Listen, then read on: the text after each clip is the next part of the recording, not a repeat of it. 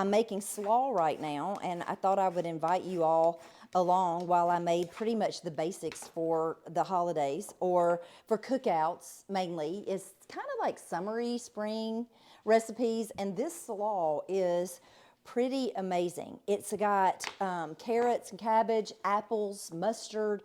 The apples really change this slaw, make it amazing. It makes it the best slaw you've ever had. You know, people just kind of like slaw a little bit, and they're like, yeah, it's just one of those add-ons. Okay, I'll take some slaw. This can sometimes be the main attraction because of these apples. Put the carrots in the food processor, and you're going to want about a cup of carrots after they've been shredded. So I'm hoping that I'll have about the right amount. And you know, the great thing about this recipe, or any of the recipes I'm about to do, you don't have to worry about exact quantities. Just kind of get it to what you think it should be, and you should be fine. So I have a composting bowl right here that will go to the chickens when I'm done. Okay, so I am finished chopping these up, and so I'm going to put them right in the processor right now. Here we go.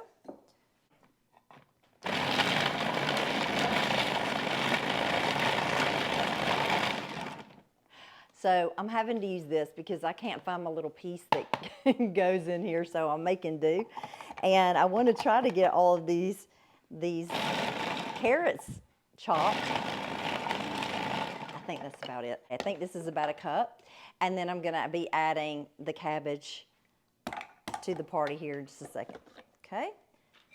All right, so there's that.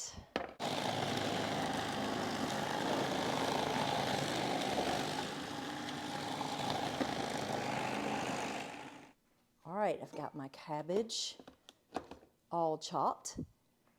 Okay, so that's probably about, I don't know, 6 cups maybe. So 6 cups to 1 cup of carrots, or 2, just whatever you want to do.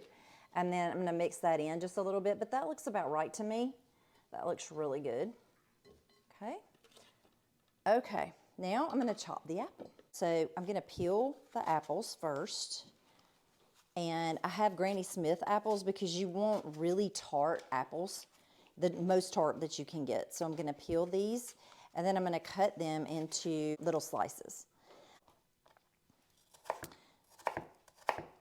So this year for Easter, we're actually cooking out, and my husband came. In the South, we don't really cook out on Easter. That's not been a thing.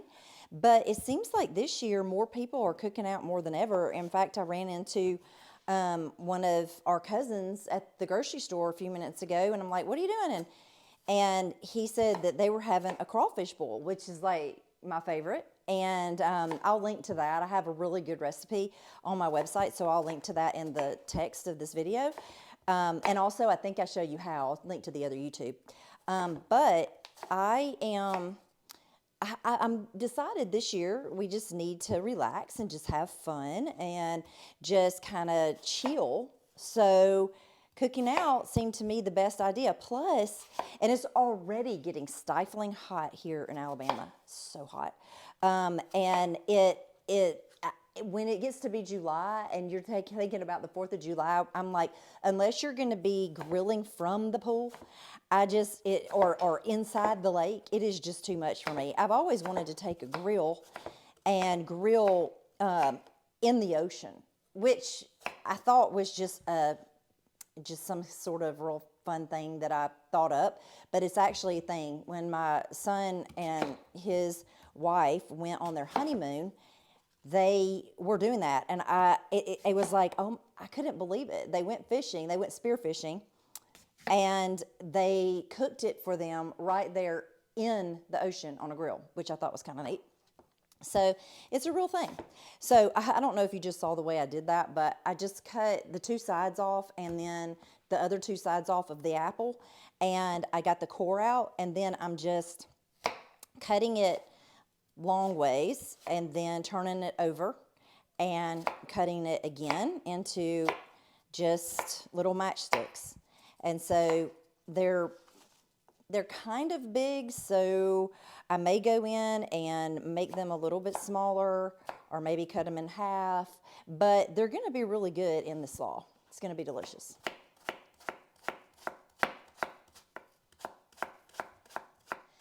In my latest book, Love Language of the South, I talk a lot about holidays, and I've got like a whole chapter on holiday food, but also about holidays in the South. And I cannot even think about Easter without thinking about my grandmother, because she made the best deviled eggs. Now, the one thing about it is she only had one child. I have 7, so I had to make a whole heck of a lot of food. But she would make maybe like 4 deviled eggs or something, and and think it was going to feed everybody. And because they were so good, they were gone like just so fast. But I've got that recipe in the book, and then her potato salad. But the thing is she made them all the time. It wasn't like it had to be Easter for her to make deviled eggs or potato salad or a special coleslaw or anything. And it was like holidays all the time in her house. She just loved to cook. To give this like a little bit of a stir. So it's apples, carrots, and I love the fact that it has different textures. So I've got the small texture of the cabbage, and then a larger texture of the apples, and a little bit bigger of the carrots. So to me, that is really just perfect. Okay, so now I'm gonna add the mayonnaise, and I'm adding about a cup of mayonnaise to this. And you can add or take away or whatever you want to do. I mean, this is your deal when you make it in your kitchen. And so I'm going to add about a cup, and I'm just kind of eyeballing it. It doesn't have to be exact to me. I'm going to add that's about a tablespoon. I like usually a tablespoon and a half of salt, but that's fine. About a 1/4 cup of sugar, a little bit of, it's about a 1/4 cup, didn't look quite like a 1/4 cup, but it's of apple cider vinegar. I'm going to do celery seed, and I'm going to add a little bit of mustard, and I'm going to probably add some whole grain mustard also. See if I can do that. Okay, and I'm just going to give this a stir.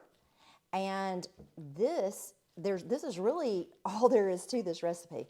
But the apple cider vinegar, the mustard, and it depends on what kind of mustard you want to use, but I like using whole grain and Dijon.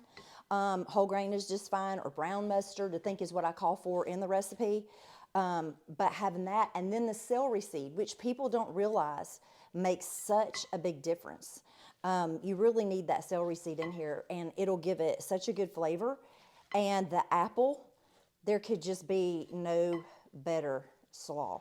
The great thing about this is that it gets even better overnight in the refrigerator. Okay. This slaw is great on hamburgers. Next, like fish with, fried fish and hush puppies. You just can't go wrong with this slaw. It is delicious. So here it is. And I'm just going to put a little bit of plastic wrap on top and put it in the refrigerator until tomorrow.